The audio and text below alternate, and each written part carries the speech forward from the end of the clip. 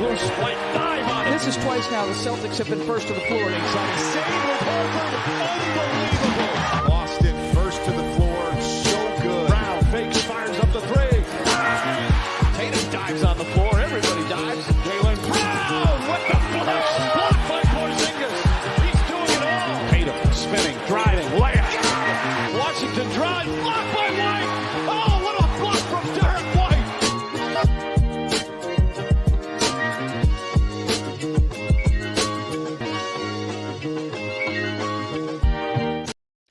Wayne Spooney here, First to the Floor podcast. USA basketball beats France and the future of basketball. Gershon Yabusele. I'm here with Jake Eisenberg. Jake, what's up, buddy? Well, I really enjoyed getting hammered home the correct pronunciation of Yabu's name. Yabusele, not Yabusele. So, No, I refuse. Yeah. I'm out on that. It's not Yabusele. Yeah, it's Yabu. Yeah, man, Yeah. it was a great game, and I was saying I'm not gonna miss getting up at 4:30 or even 1 a.m. for some of the US games, but I have loved the Olympic basketball, not just the US stuff, but your Olympic basketball is not your thing. I know I have a dump in my pants about it. Like, I get it. I know this is whack and I know it's lame, but I just can't get up for it, man. I don't know. Like, it's mostly related to the USA team because I was watching the France-Canada game and I was into that shit and it was awesome. Yeah. And it was like Canada made that super late run and France held on and the French crowd's going crazy. And I was like, this is amazing. But the USA team, it's like, if you're really good at a video game and like the computer starts coming back on you and you're like, this is fucking whack, this is bullshit, and you get in like that mode where it's like, it's not fun to win, it's just expected. That's how USA basketball feels for me. And I know it means I have a dump in my pants. And like that fourth quarter against Serbia was like basketball porn. But in my mind, I'm just thinking like, yeah, that's how it should fucking look every time Kevin Durant, Steph Curry, and LeBron James and Joel Embiid are on the court and Devin Booker on the court together against Nikola Jokic and nobody else. Like, that's what it's supposed to be like. So I know I have a dump in my pants. I'm sorry, but I don't know. It's just not, I just don't love USA basketball like that. How much of you not liking this is because LeBron James is like the Captain America of this team? That's certainly not helping. I mean, you've got him, you've got Embiid as well doing Embiid stuff. Like, I'm a Booker hater too. And then you wrap that up into the semifinal where Tatum was also not playing. And for Celtics fans in particular, it was like, LeBron James hate, understood. Joel Embiid hate, obviously. Jayson Tatum not playing. Like, there was a lot of reasons to like not be that into the semifinal. But objectively, I thought watching like Steph, LeBron, and KD kind of take it home in the semifinal was like pretty cool, even though I was also pissed at the same time. But today's game, I mean, and you are right, like it never really felt like they were going to lose. Even in the Serbia game, I was like, I never felt like, at that point was I like, oh, this is actually going to happen. And then they like came back. I still was like, this is still a game. They're probably still going to win. But today, there was no chance of them, or it got down to 6. Like there was a moment there where they were shitting their 5 pants. at one point. Yeah. It was maybe even been 3 or like because Steph hit a 3 to put him back up to 6, I think. And yeah, and like they were shitting the bed. Like Steph saved the day, but he was also a big part of the reason why the game got close there. Like some of like the most awful turnovers. Like it's incredible how much he's been able to win despite being someone who really struggles with bad turnovers in tight moments. It just hasn't mattered because he's able to do what he does after that. What he did. Is go Jayson Tatum game 6 in Philly and hit 4 threes in 3 seconds. Like it was, I mean, Steph was terrible all tournament and then went nuts in game I was gonna say in the game semifinals. 2. I was like, that's not how it works in game 2 of the finals. Yeah, game 2 of the finals. It's over now. Best of 3 series, and he goes nuts. Has like 37 points, but like today, hits the three to settle them down. He's doing like the everybody calm down, and then it's just the Steph show from there. 3 threes, and then like the last one where he's like double teamed. The ball comes back to him, insane, dude. and he just like shoots it. Tatum was even caught on the sideline of him just being like, Tatum's probably thinking, bro, this guy's just throwing the shit into the sky and it's going in, and I can't hit a single jump shot for this entire tournament. So I can live with Steph going nuts because I don't know about you, but I always loved Steph. Him ripping our heart outs made it more difficult to then enjoy Steph Curry basketball after that. But then now winning the title, I now feel like I'm back to being able to enjoy it because we got the title. So like watching Steph go nuts. Of those like main guys, Steph, for sure I can enjoy. KD, for sure I can enjoy. I'm kind of 50-50 on LeBron. I really have softened on him in the past couple of years. That's what he wants, Jake. I know. It's like what Kobe did to us. I know. Don't let it happen. I know. I'm not gonna. He called everyone poor, and they'll never be me after he lost in 2012. 2011. Don't let him get away with that. Thank you. I hate it. I think because he doesn't win anymore, so it's like he hasn't done anything. So it's like can't make me too mad.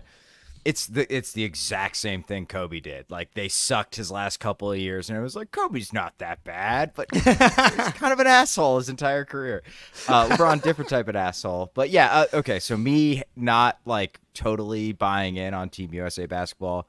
LeBron's a big part of it. Embiid's a big part of it. I'm a Booker hater. I just find him distasteful. I have no idea why. Well, it's completely irrational. He does do this. He's kind of I'd say he's a little bit of a front runner. Like he's kind of like this like alpha shit talker guy, but has like really failed to back it up in moments. Like against the Suns where he's like talking shit to Luka all series and then just lays an egg in multiple series clinching games where Luka just like goes nuclear on him. So I get that. It's like cool. You're like this alpha Kobe, but you're not. Guy, but he's not really. Yeah, he's like a jump shooter.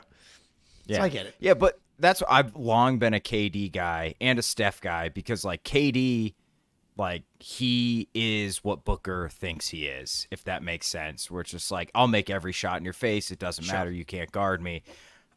So Steph going nuts, like you have to be like not interested. Even if you're not interested in basketball, you watch Steph Curry hit those last 4 threes to ice the game. Like you're out of your seat. That was awesome. That was incredible. That's probably the moment of the Olympics for me.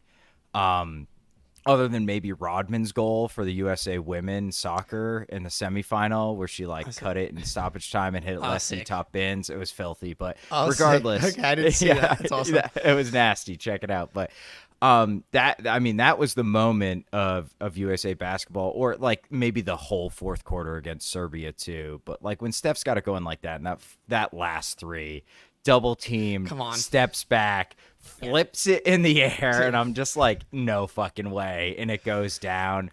Was absolutely incredible. So, I mean, but it all kind of comes back to me for this team. It's like, was it a little harder than it should have been for them? A part of me feels that way, right? Like Serbia had them beat. And then they went 0-11 from 3 in the fourth quarter, and a lot of those were wide the fuck open threes. So part of me just thinks like you're kind of limped to the gold medal, but like they beat France today. Like France is a really good team. We've been every game like when France played Germany. I think me and Greeny were talking like that's a coin flip, and it ended up I think it was a 4-point game by the end of it.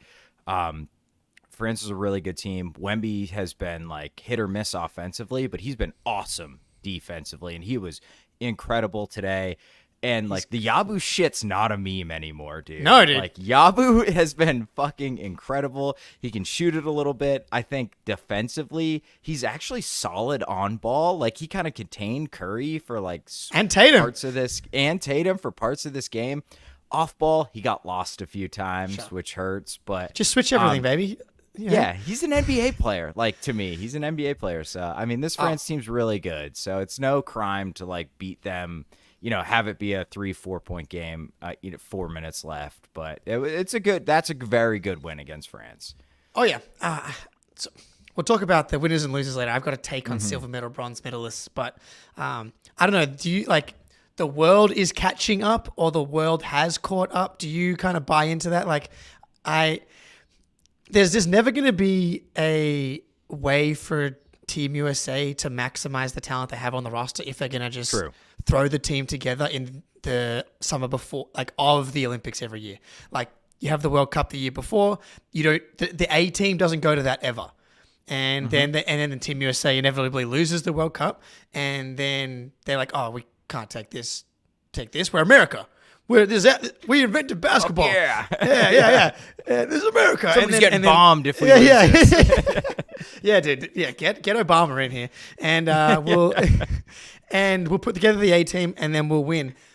But the other teams just have continuity, chemistry advantages, and like all of these teams are like greater than the sum of their parts, whereas the Team USA is less than the sum of their it's just less than the talent. Like if this version of Team USA had been together for even last World Cup and this year, they would just blow everybody out of the water just because of like having those extra reps. But they, I'm torn. Last Olympics, France was up in the gold medal game. USA, man, if that is it number 30 for Serbia hits that wide open three to put them up 6 with like 2 minutes to go, does the USA lose that game? And like this would be like one of the biggest losses in the history of international sports. So I think it's just semantics though. I think that the world has caught up relative to like they haven't caught all the way up. They've caught up to second place is closer than it was 20 years ago. But like the USA has to send pretty close to their A team, in my opinion, to win the gold. Like, they didn't even get close to winning the World Cup last year. And we were in the Discord, we were having a semantic argument about the C team or the B team, but like they didn't win gold in 2004 when they still had prime Tim Duncan, prime Allen Iverson, the young Melo, Wade, LeBron. Like they were missing all of the tier 1 guys, but they like prime Tim Duncan in 2004 and prime Allen Iverson, you would think is probably enough to just like win gold. But it's not. Yeah. So I think it comes back to, for me, as far as the world catching up, like they're catching up in that I talked about this with Greeny a little bit. Like 30 years ago, it was like, hey, they have one NBA player on this roster. And now it's like Germany's all, their starting lineup is NBA players. France filled with NBA players. Boomers. Jayson Tatum doesn't play on this team, and he's all NBA first team. You know what I mean? It's like it's just probably never going to happen, or if it does happen, it's going to be in a very long time from now, where like it's the depth. It's Drew Holiday coming off the bench and completely changing the game. Like these other teams don't have that stuff. They're like, hey, this guy's pretty good in the German league coming off the bench, Oops, come on. Yeah, he was balling, man. Yeah, Voigtman or whatever that dude was, getting some offensive rebounds. So I think like the world is definitely catching up in some ways, and the world has developed stars in a way that didn't really happen in the past. But even like way back in the day, in like the early 90s, they had Petrovic, when like that Yugoslavia team, when it was like when they were all together, it was like, dude, Serbia. Thank God they're not all together anymore. Then they actually might have a chance. We'd be in fucking trouble if that was the case. But Luka Jokic, dude. Yeah, dude. Ooh, that's terrifying. Yeah, and Bogdan too on the wing. Holy shit. But I just think like the depth of Team USA basketball is it's kind of like soccer in like Brazil and stuff, right? It's so ingrained in the culture. Like every kid walks out and has a basketball in their hands in most of America, which is not from what I've seen in the fucking timeouts and halftime show at these NBA games, dude. I'm like, how is everybody at these games can't make a layup? What's going on here? I think they intentionally find people who've never dribbled a basketball. Like, I don't get it, but let me rephrase. We have 380 million people. A large percentage of that massive population plays a shit ton of basketball. And like you go to Germany, I don't think the same percentage of people are playing basketball, and they have, a quarter of our population. So it's just so ingrained in the culture in America that I think it'll be a long time before the world catches up because, like, the depth is just fucking nuts. Like, Halliburton's not touching the floor, and Halliburton would be the best player on most of these. He'd be the best player on Germany, right? Maybe Franz. Yeah. No, it's Halliburton. It's definitely Halliburton. Yeah. No, right. you're right. I think pure talent wise, the world's not catching up when you like stack the depth all together. But like now you fast forward to 2028, and maybe we can talk about Tatum here. He got minutes. He got real minutes. Yeah. Steve Kerr puts Kevin Durant in the starting lineup, and I was like, okay, that now opens the door for Tatum First to of be. all, hold on, Jake. In our Discord, in the chat with the three of us, you said, I think this is good for Tatum, but it also might not be good for Tatum. That's how I feel all the time. Yeah, right. because it's good. Like it's good if Tatum actually wants to play. Yeah. But I think it could be bad. But it could be bad for him because the minutes are going to be hyper scrutinized, and he has no rhythm. Like he has no idea what to. And I thought it was quite evident that he didn't know how to play with this team offensively. Like he's played really well defensively, rebounding, and then offensively though, he missed a three, of course, because that's just how it goes. But yeah, 0 for 16 on jump shots for the tournament, which is really like 1.5 games of a sample size of like total jump shots. That includes threes and mid-range stuff. So nothing to worry about there. But Jason Timpf loved to tweet that one out as soon as the game was over. He took 4 threes in 6 games. I mean, didn't Yeah. play, so 4 Yeah. threes in 5 games. Like, that's fucking nothing, dude. Yeah, it's He takes it's that in one a half. quarter. Yeah, like, Yeah, what are we right, doing? exactly, yeah. So yeah, the sample size is so small, but like offensively, I didn't think that he had a role. It was like just go stand in the corner, and there was one. At least he hit the fucking rim this time. T in the chat, thank you. That was nice to see.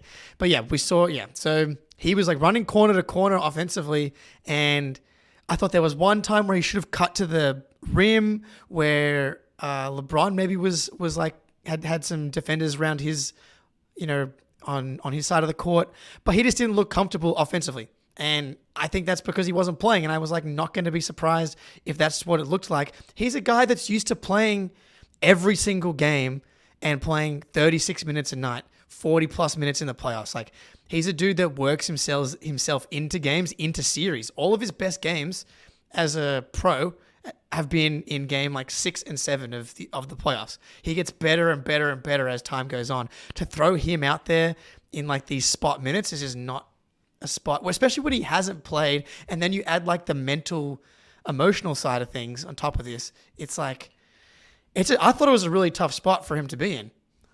Yeah, it was an incredibly difficult spot. He didn't look comfortable at all. I might be wrong about this, but I was paying special attention to Tatum, obviously, because we're Celtics fans. In the third quarter, I think he got 4 minutes. He did not touch the ball in the front court once. He did not touch the ball. So what's he supposed to do? Maybe that's on him a little bit, not being a little more aggressive, not coming up, not setting pick and rolls. Maybe that's coaching. I don't really know. I'm not really blaming Steve Kerr, but it just goes to show like you can't really dog him for not being in the game if when he's in the game, he's not touching the ball. He's not really asked to do anything. And I thought defensively he was fine. He got on the glass an awesome a little bit. stop on Wemby in the post. And Gobert. He was doing the like, okay, Tatum, you're our fucking the Tatum shit. Yeah, you're the guy who's gonna defend Wemby. Like that's like, okay, yeah, I can do that so someone who hasn't played this whole time. Yeah, exactly. And like Kerr, it's like putting him in this impossible situation where it's like you don't play him last game. So all that media buzz that came out of the first game is right back on him again. And then it's like, oh, here you go, buddy. Go play against France. And also you're going to get switched on to Wemby or that one dude 26 on I can't remember, 29 on France. That one like crazy dude. Lesor, yeah, who's just like a maniac. Yeah. Dude, I think he has a contract. He was drafted by Oh, really? Yeah. I forgot. I thought he was on the Knicks. I thought I heard Simmons mention that he was on the Knicks or something. But like, he's a very Tibbs type of player, isn't he? Yeah. He was cooking, dude. But yeah, I think it was both not on Tatum. Like there was a moment where KD swung the ball to Ant, and it was very obvious for Ant to swing the ball to Tatum in the corner, and KD stopped paying attention because he just assumed Ant was going to throw it to the corner, and Ant threw it back to KD, and it was an awful turnover. So like part of that, like Ant is a ball hog and does not have good, playmaking, passing instincts at this point relative to like Tatum and the rest of these guys. So that was part of it, but also it's like I rewatched Game 3 yesterday and posted Jayson Tatum highlights just to remind everybody that this guy's pretty good. And amazing, like you watch him and he's very active off the ball as well. Like early in the game, he sets a screen for Derek White and he rolls to the basket like a big man and finishes. Like he's setting screens and sealing people under the rim. He's setting screens and get people free off pin downs and stuff like that. He just wasn't in the game like he normally is. He did nothing tonight. Yeah. Nothing. Like he wasn't even involved in like pin downs, setting ball screen. Like he did absolutely nothing today. It was really kind of bizarre in some ways. And like, I don't know, man, like Ant had a couple possessions where I was just like, what the fuck are you doing, dude? Like you're just hijacking the entire offense. But maybe that's kind of the mindset Tatum needs a little bit if he wants to show out, but he's not. I mean, I'd prefer like, you want dudes kind of playing within their role on this Team USA because you have a bunch of superstars and like somebody needs to play within their role. So, I mean, Ant's gone 4 of 10 in the last 2 games combined. He's not been amazing. He was awful last game. Awful last game. So bad. Like a massive reason why they were down in the hole. Yeah, for sure. And I thought, he had 2 turnovers and 2 points, like for Anthony Edwards. But, I think ultimately it's just this Olympics for USA basketball was about LeBron and Curry, and it was about Kevin Durant, and it's their last swan song. They're not going to be there in 2028. But part of me is like, well, you're also kind of alienating kind of the next group of guys who's going to be there in 2028. But I wonder if that was kind of the conversation at the beginning. It's like, it's these 3 guys. This is what it's about. Like, they're going to be the dudes. Like, sorry. Like, people are going to have to take a back seat. And that's fine. Like, that's fine. And that was quite clear. Like, coming into this, I just was like, I'm excited for Tatum to play a small 10 to 12 minute per game. It's perfect. Right. Ben's happy. I mean, but he didn't do that. He played, and that's what's so annoying is he just dicked Tatum around, and to like, it was so easy to play this guy 10 minutes, dude. You saw it tonight. It doesn't matter. There's so much fucking, as you said, there's so much fucking talent on this team. Like to not see the shitstorm coming or to purposefully ignore it and do it to Tatum anyway when he's been a staple of Team USA, and as you said, he's going to be, as it stands right now, easily the best team on the 2028 team. And before, like Tatum would never do this because it's the type of guy that he is. And it's this whole shitstorm is kind of hilarious because he's like literally not said a word, and a bad word. Yeah.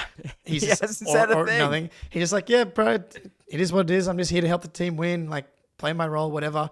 And his dad and his mom getting after it on Twitter, and then Tatum getting roasted for that part of it as well, where it's like, he would never do it because this is the type of guy he is. He just wants to play. He's a very, affable type of guy. But like, I was thinking he's like 2028 has the world caught up, not caught up. This is going to be the first Olympics in a long, long time, unless Tatum goes up into a new level or someone emerges that's not going to have a GOAT level guy on the team. The Tokyo Olympics, you had KD like pretty close to his peak, and he's like so perfectly built for for World Cup like basketball because you've got so all good. Yeah, dude. He's when you're an elite shooter and you've got all these other guys that can create advantages, it's like you're perfect. And obviously he does a bunch of other stuff as well. And then you go back to 2012 and 2008, like you've got LeBron and all these guys, like tier 1 pantheon all-time players. You fast forward to 2028, KD, Steph, LeBron, all gone. Guys from this team, and Ant, Halliburton, Tatum is like the younger generation. Bam's still probably around, but he's not that type of player. And I love Jayson Tatum, but he's not Kevin Durant. He's not Steph Curry, and he's not LeBron James. Like, that's not the type of player that he is. So, like, can they win in 2028 with him as their best player? Probably.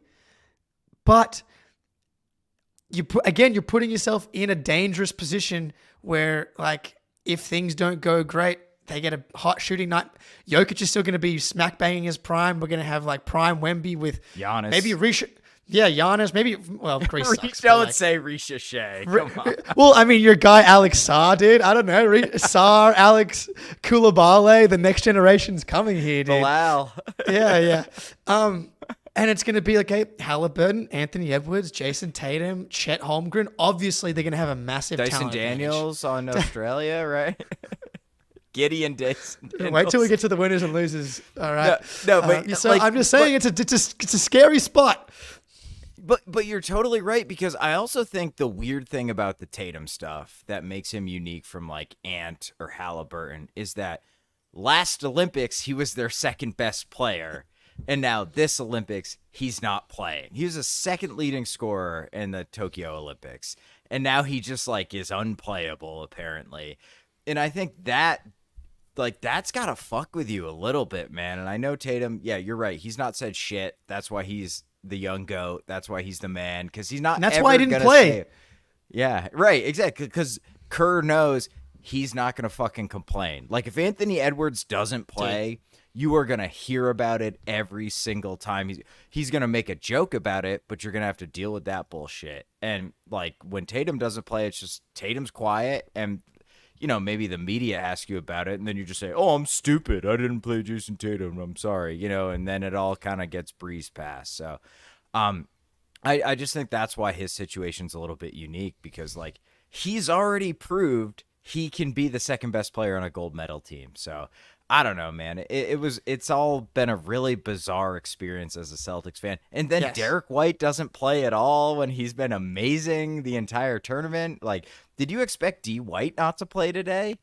I thought when I saw the KD starting and that Himmelsbach posted the clip of Tatum getting an extended shoot around, I was like, it seems like Tatum's back in the rotation, and they want size against France with Wemby and Gobert. I was like, it's not going to be like the only one that it's going to be is going to be Derek. Like it should be Ant. Derek should probably play instead of Ant. If we're going to be honest about it, Booker's been excellent, so there's no reason why he shouldn't keep playing as well. So I actually kind of did expect Derek to be the guy that didn't play today. And I like it is kind of hard to play 11 and 12 guys. I understand that, but like, it should never have been Tatum. So I have this clip here. I can't find out this guy's name. Maybe you know, but it's the Player's Choice podcast. He goes viral a little bit here. I watched a bunch of their shows. They call him Chill. Didn't help me at all. So, but he had this this little rant about Tatum and like his confidence and how this can kind of fuck with a player potentially. Even though Devin Booker was on the crew in 21, even though Kevin Durant was on the crew in 21, and he was playing with those guys, and he got busy with all of those guys. Third on the team in minutes, second in scoring. I'm a better player in 24 than what I was in 21. First team All-NBA. Better than all of these guys. Now I can't get off the bench. Why? Because we have a different guy at the helm. So with that being said, we got a coach who's different, who has a different philosophy, and screwing up a guy, because I want to make sure we understand this. There's a thin line when you're talking about competition between confidence and failure. Very different. And when you're talking about players at this level, you get in their head, you can screw them up. 100%. That's why I'm confident that Joe Mazzulla is looking at his man on television and going, I got to get with him immediately, because I can't let this happen to my guy, because this can happen to anybody. That dude's electric. Holy shit. Dude. Yeah. So I don't know I don't know his name. They just call him Chill. Player's Choice podcast. I hate like swipe off the Nuggets guys on that who just is the takes are disaster. Swipe a cam or whatever. Swipe a cam. He got flamed by Kevin Durant on Twitter yesterday, which was hilarious. But yeah, so Chill is his name, and that's you talk about lizard brain takes, dude. Like, does this experience fuck with Tatum's brain at all? Can we get Joe Mazzulla? Is Joe Mazzulla thinking, can I get Tatum to come down to the Costa Rican jungle and do what I did between losing the conference finals to the Miami Heat going into the next season, strip him down mentally and then build him back up to fix his jump shot one way? I have the fix, Jake. I have the fix. Joe Mazzulla is coming to Morgantown, West Virginia for the first game of the college football season. Okay. Penn State, ranked Penn State, coming to Morgantown. Joe will be here. He's doing a Q&A session. I'm going to be there, Celtics jersey, yelling at him. We'll see what happens. I'll probably get kicked out. Bring Tatum. There is no better way to just flush your feelings, flush your confidence. It all disappears when you're walking around the tailgate right in front of the hospital because we shut the hospital down. Who needs to be healed when it's game day in Morgantown, baby? Get the beers flowing. Let's go crazy. Garrett Green, you got it, Tatum. It'll all just disappear, dude. Like the frontal lobes, gone. You don't need that. All just lizard brain. We're just feeling good. Yeah, we're getting over all this shit. It's game day in Morgantown. I feel like that's the only way to solve it, right? I love it. And yeah, in the chat, JT needs some time off. Exactly. I think so, man. Like, he's just so hyper scrutinized. Can we get him, maybe microdose him some mushrooms beforehand as well? Just get the beers going. Just relax. Just chill. People don't even know West Virginia exists. It's the perfect place to disappear, dude. They're like, Western Virginia? I've been to Richmond. No, different state. All right, hey, we got to move on. We got to hit prize picks real quick. No, go ahead, Jake. You got one. Prize picks.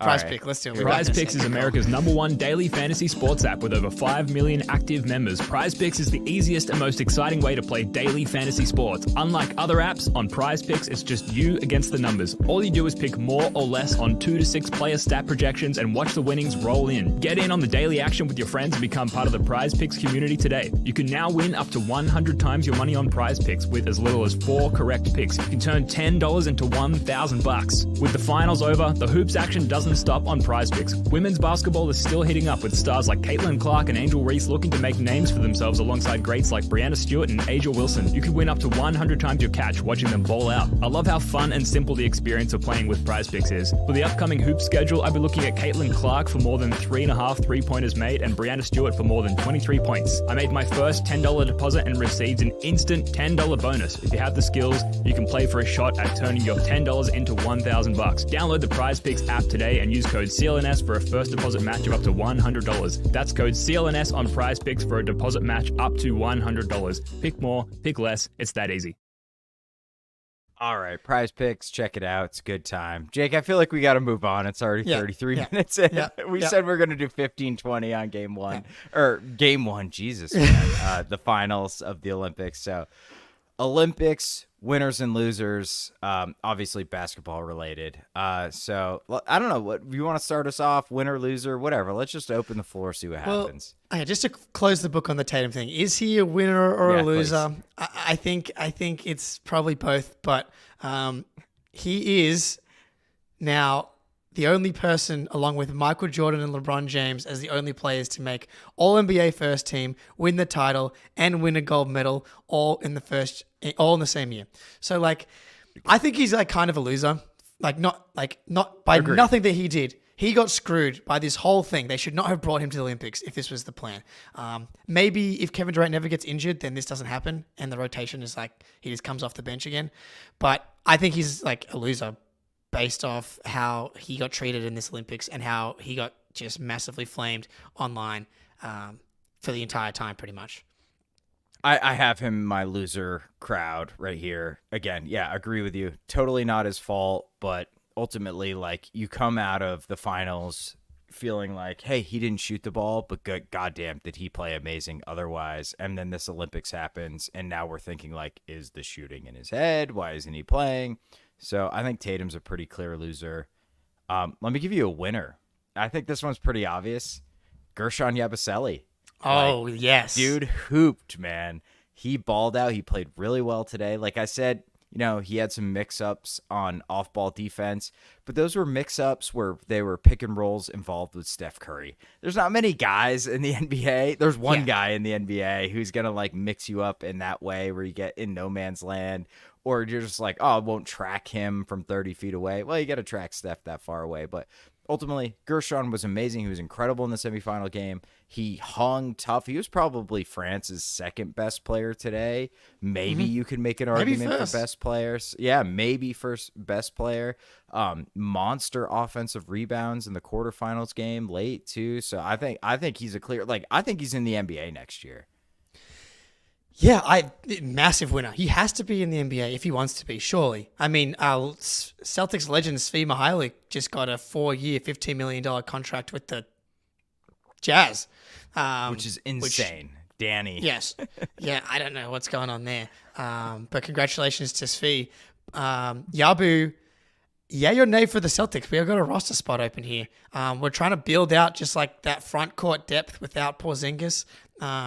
Al Horford, Porzingis insurance. Here, last 6 seasons overseas, that includes both China and Real Madrid for Yabu. He's shooting 41.4% from 3. Now, 6 seasons sounds really good, but that actually is 437 attempts. For context, Hauser shot 465 in this season alone. So I went back and I added up all of the games from Yabu's seasons here, and 123 games, so 3.6 attempts per game, which is not nothing, not a ton, but that's like short of 3-point line. But I think he could definitely get a spot. He could definitely be valuable in that 15th roster spot for the Celtics. I wonder if he would come over though for that, or would he prefer to go somewhere where he could actually get minutes and then go from there? Hard to say. But I mean, getting Yabu back just from a meme perspective, we got this one on Twitter. You got to be on YouTube. I don't know how I can describe this one really, but it's a awesome butt on a statue with a Yabusele.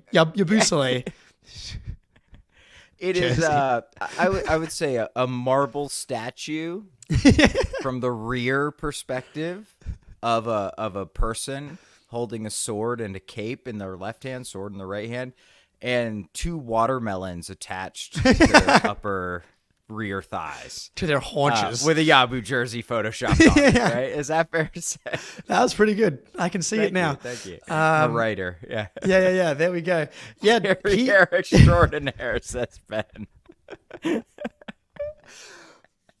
Yeah. All right, what do you got, Jake? Yeah, Yabu's awesome. So bronze medalists I have as winners in team contests in the Olympics. So I think it's better to win bronze than silver in a team sport at the Olympics. I'd much rather end my tournament on a win than a heartbreaking loss. Because to quote the great Ricky Bobby from Talladega Nights, if you're not first, you're last. So you may as well end your season on a W. In height, you like that southern accent attempt was fucking beautiful. We're not first or last. I love Ricky Bobby.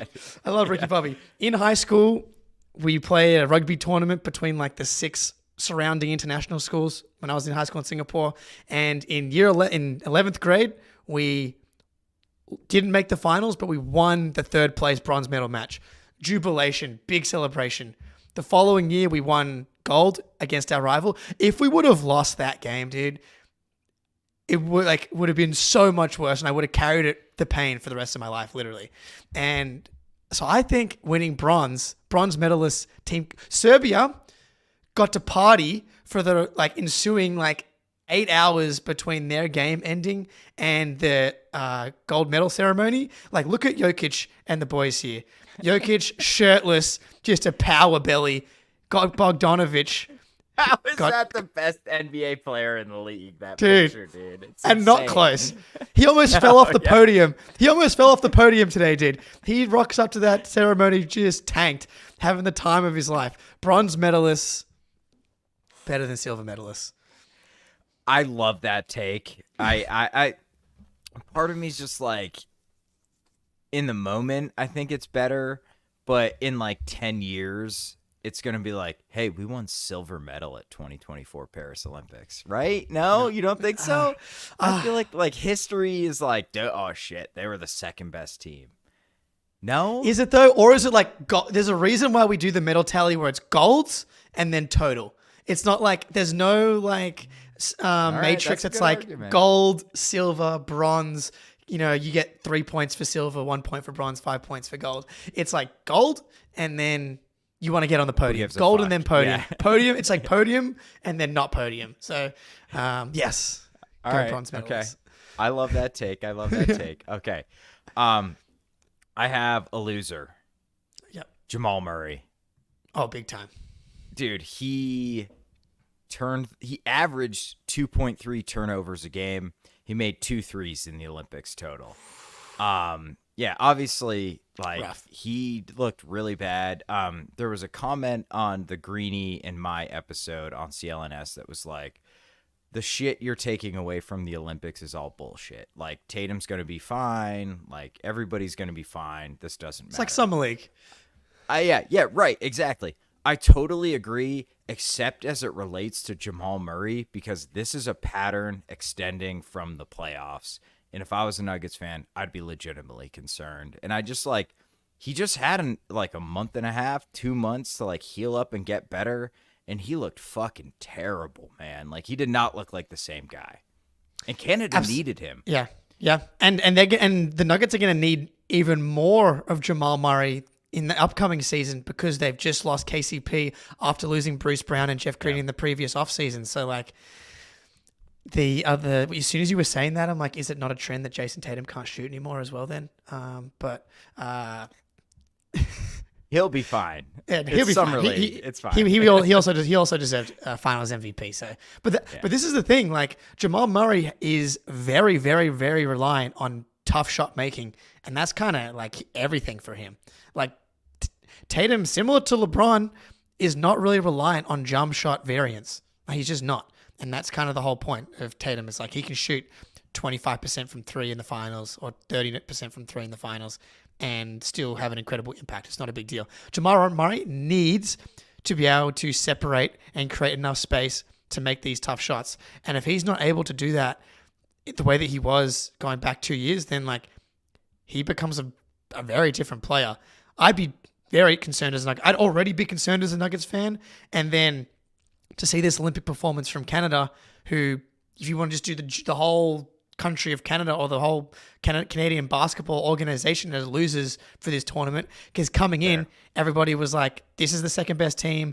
They're the only team that have a shot at beating USA for gold because they got that one guy who is an MVP candidate in Shea, and it just didn't matter at all. So great one for Jamal Murray. I thought Canada as well. Dylan Brooks as a loser is always great.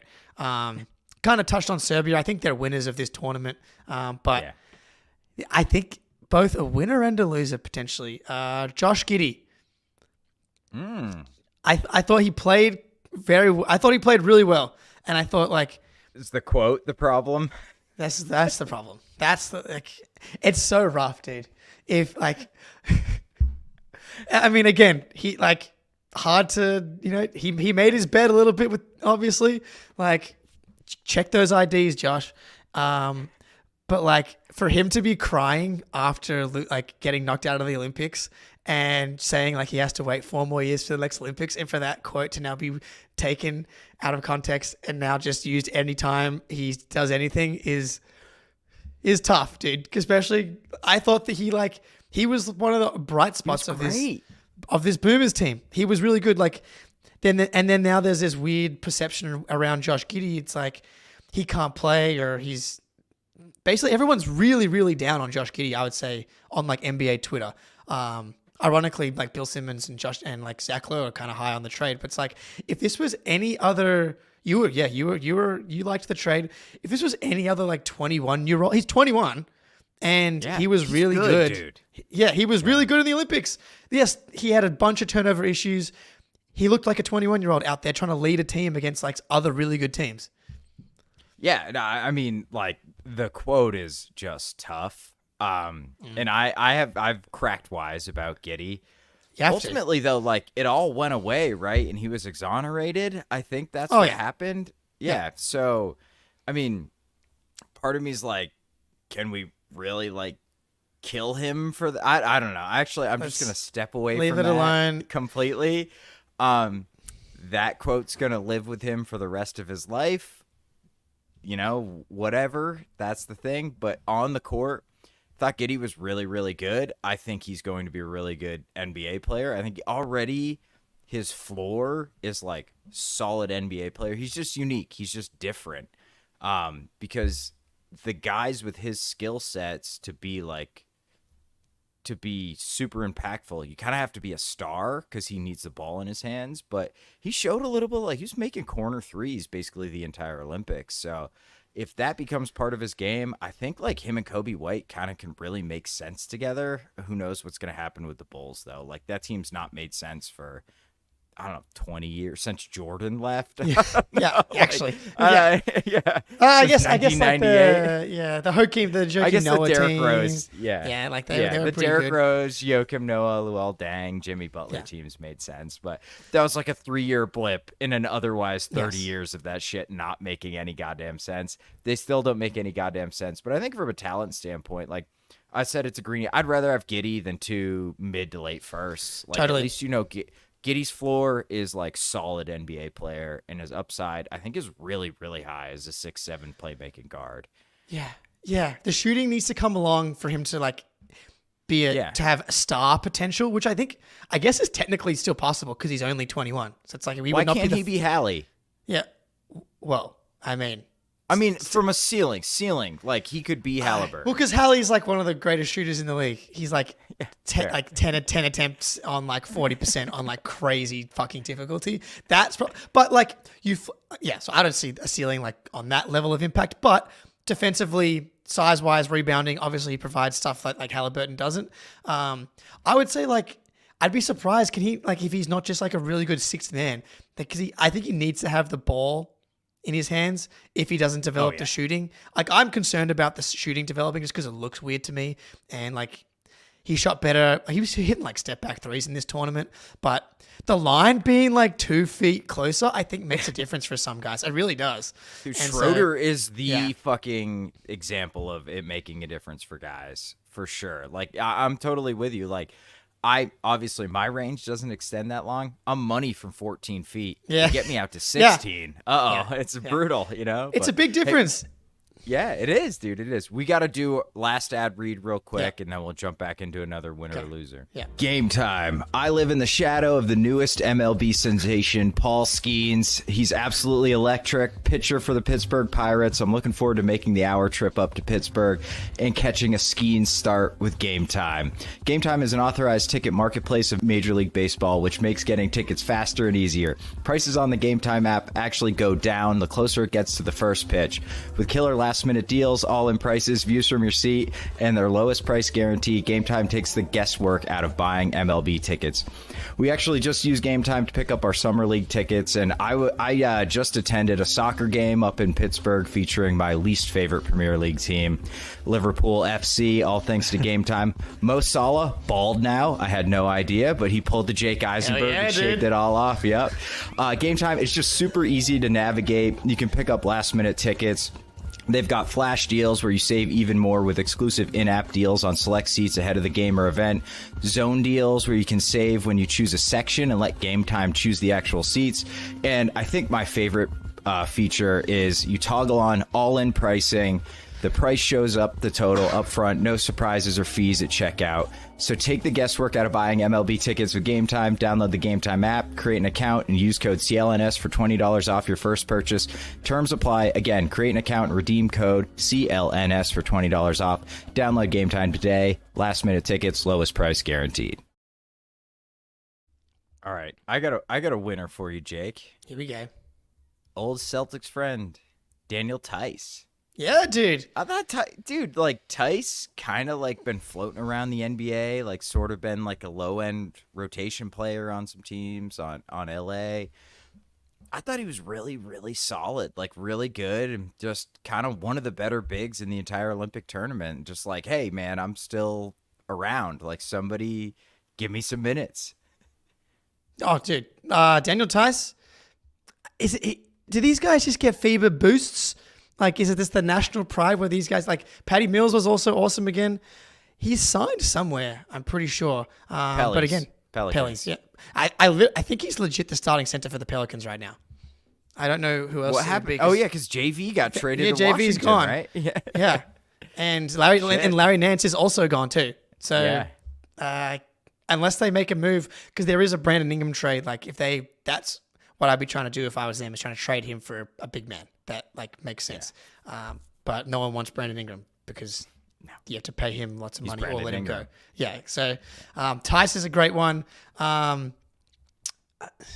mean, Steph, LeBron, and KD probably, like, you can bundle them all together, obviously, as winners for this one. I mean, like, Steph is going to be remembered as a winner for that crazy semifinal game in the fourth quarter, but, like, he was dog shit for large portions of this Olympics. But, yeah, he's probably a winner, right? Come on, man. He had, like, the two iconic performances in, like, the two biggest games. I know. And then, like, the other, it's like, yeah, that doesn't really matter. He was bad against Puerto Rico and fucking Brazil. It's not really. Yeah, I know. You're right. Not really. Right. Not really a big deal. I mean, Ant said it was awesome that Steph Curry turned up to Paris like 3 days ago.